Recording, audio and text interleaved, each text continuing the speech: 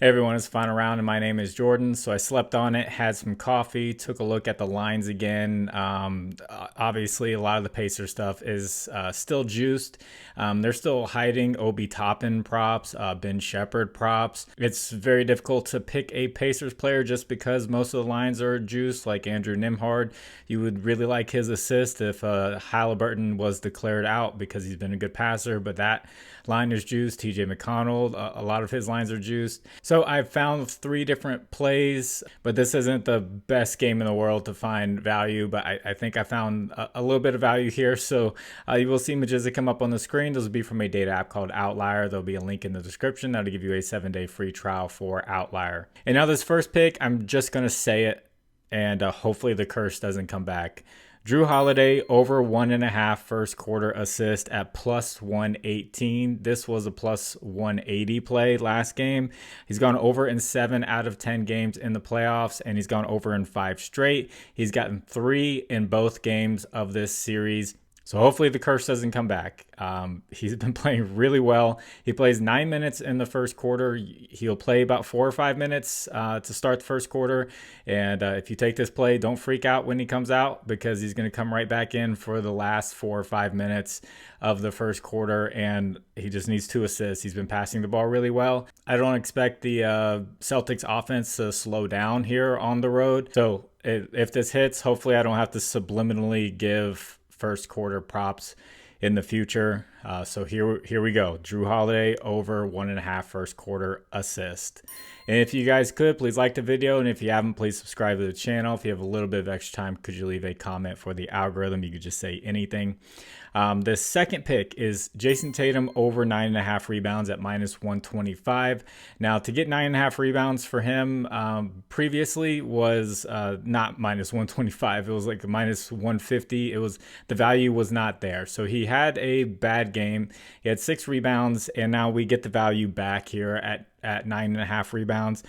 So it's still a consistent play. It's been a staple play for the playoffs. He's gone over an 8 out of the last 10 in the playoffs. If he goes over this, we're not going to get the value again at 9.5. And as far as the game script or how it's going to play out, I see if Halliburton's out, they played against the Cavaliers without Donovan Mitchell, without Karis LeVert, Jared Allen, and the Cavaliers, backups and all those guys. They were able to keep the game close for about 3 quarters. 2 different times they were able to do that and put up a fight, and the Celtics pulled away near the end of the game. So hopefully if Halliburton's out, you got TJ McConnell there at the point guard position who he's a scrapper. So I would expect the Pacers to be able to keep it close, surprise some people, be like, whoa, this game's actually within 10 points for a while, and then the Celtics pull away. But even if it is a blowout, that means that there was a lot of missed shots by the Pacers. That means there's a lot of rebound opportunities for Jason Tatum. So going back to this staple play here at minus 125, I like the value that we can get here in this game. And then scouring through the Pacers plays, I found one that I like that I feel like isn't juiced. So Pascal Siakam, his points, I do like his points, but I do feel like it's a little bit higher than it normally would be. But even where it's at, I think you could still play it because he's hit that versus the Celtics in both games. I believe that was 22.5, but normally his line is a little bit lower than that. But with Tyrese Halliburton uncertainty, I think that's bumped up a few points. But there's one play that I feel wasn't bumped up, and that's Pascal Siakam over assist at 3.5. This is at minus 125. He's gone over in 3 out of the last 5 games. And I did see this note just going through Twitter or X or whatever and trying to find any news about Tyrese Halliburton.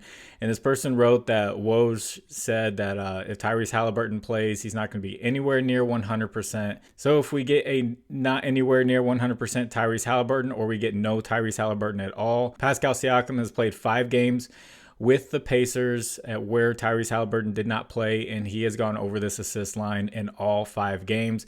Lowest one was 4 assists. He's had some really big assist games. So even if Tyrese Halliburton gives it a try and then says he can't do it and sits, Pascal Siakam has stepped up in the past where it comes with passing. So if that scares you a little bit, maybe you go points and assists and add that on there. But I really like this value, especially if the news comes out Tyrese Halliburton's not playing. Then we got a guy who's gone over this 5 out of 5 times. That's Pascal Siakam over 3.5 assists at -125.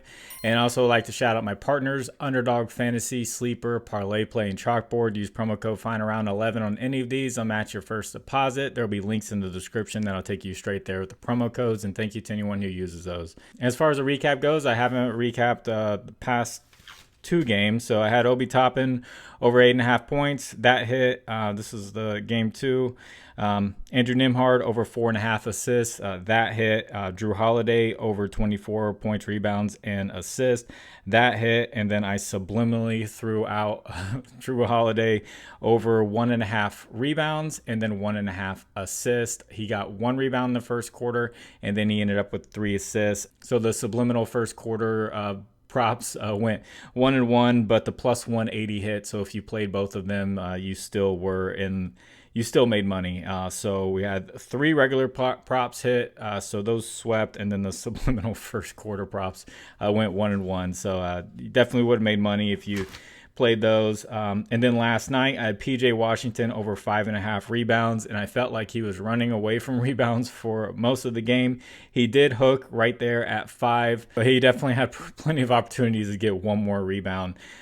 So that sucked. And then I had Naz Reid over 14.5 points plus rebounds, and he crushed it. He was one of the best players on the floor for the Timberwolves. So not too bad over the past 2 games, with 1 missed full game prop, and then 1 missed first quarter prop, and hit 4 other full game props. Hopefully we can keep that going with this game. Good luck to you if you do bet on this. And I forgot to mention my Discord. If you're watching this for the first time, I have a Discord. Link is in the description. There's a conversation going on about all sports. If you're interested in baseball, WNBA, or hockey is still going on. Soccer, we got soccer plays, esports, all kinds of stuff. A lot of people join the community, and they're bringing their own research, and it's just a great place to find plays and discuss together. And you're not paying for anything, and you're not looking up to one guy to just throw out a bunch of plays. You're just helping each other find plays. So and get opinions on your plays. So link in the description for that. And also, I did put out a WNBA video last night. If you are interested in WNBA, there's, I guess, a big slate for WNBA, even though it's just 5 games, but that's most of the teams because there's only 12 teams. So that's 10 out of the 12 teams playing today. I gave 5 picks for that if you would like to check it out. And for the people who like my baseball picks, they're coming, I promise you. If this Mavericks series ends up being short, there's going to be a lot of days off. And if this Celtics Pacers series ends up being short, there's still going to be a lot of days off. Clearly, this Pacers one looks like it's going to be short. I just really hope the Mavericks and Timberwolves series can become a better series. I'd hate for there to be a sweep or a gentleman's sweep in that one because,